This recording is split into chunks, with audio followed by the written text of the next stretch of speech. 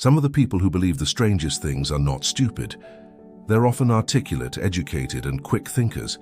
That's exactly the problem. Most people assume that intelligence protects you from being wrong. It doesn't. Intelligence increases processing power, not truth detection. A faster computer doesn't produce better answers if the input is flawed. It just produces wrong answers more efficiently. And the human mind works in a similar way. We like to think our beliefs are built to reflect reality, that they are the result of careful observation and rational thought.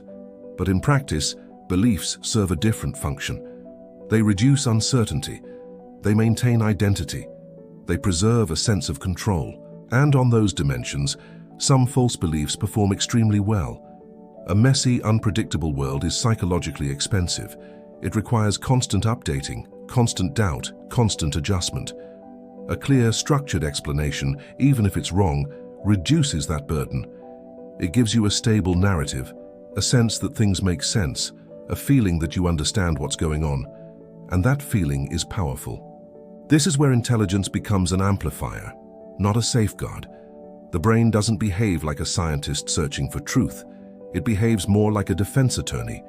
A scientist starts with a question and follows the evidence. A defense attorney starts with a conclusion and builds a case. And most of the time, we are much closer to the second than the first. We form an initial belief, often quickly, often emotionally. And then we justify it. We select evidence that supports it. We ignore or reinterpret evidence that contradicts it. And the more intelligent you are, the better you become at doing this. You can construct more sophisticated arguments.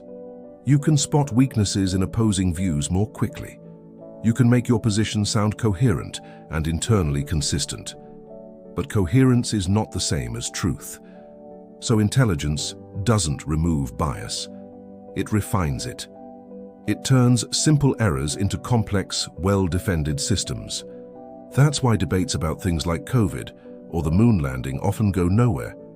Not because one side lacks intelligence, but because both sides are engaged in different processes. One is trying to understand reality. The other is trying to defend a position that already feels right. And once a belief becomes tied to identity, it's no longer just an idea. It becomes part of who you are. At that point, changing your mind is not a neutral act. It has consequences. You might lose credibility within your social circle. You might feel embarrassed. You might feel that you've been misled. So the mind resists, not because it's incapable of understanding new information, but because accepting it would be costly. There's another factor at play: proportionality bias. We expect big events to have big, intentional causes. A global pandemic explained by biological processes feels unsatisfying.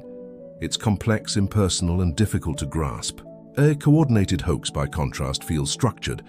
There are actors, motives, intentions.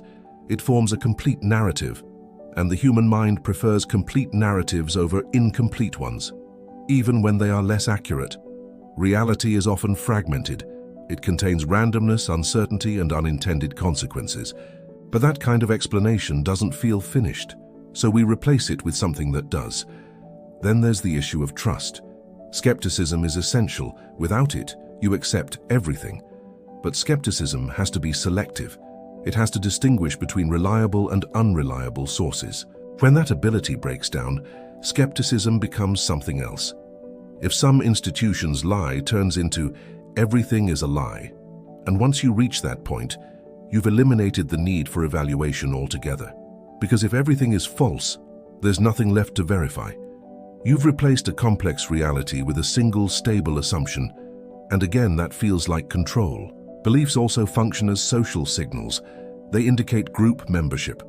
They tell others what kind of person you are, and that matters more than most people are willing to admit.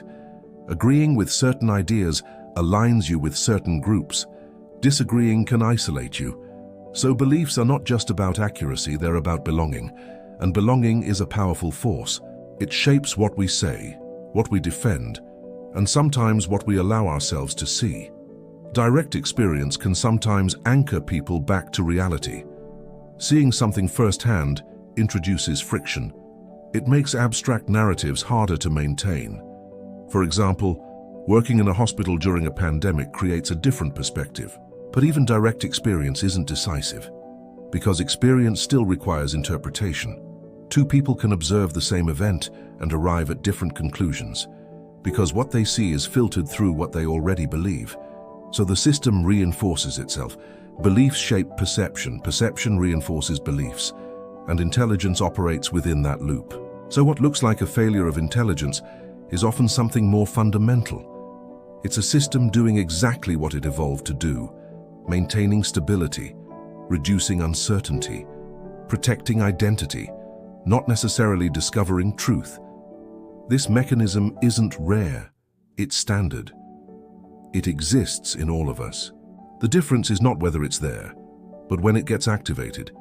Anyone can start prioritizing certainty over accuracy, control over truth, belonging over objectivity. And once that shift happens, being intelligent doesn't pull you out of it. It helps you stay in it. This isn't about intelligence, it's about what the mind is trying to protect. The selfish animal doesn't care if a belief is true. It cares if the belief is useful.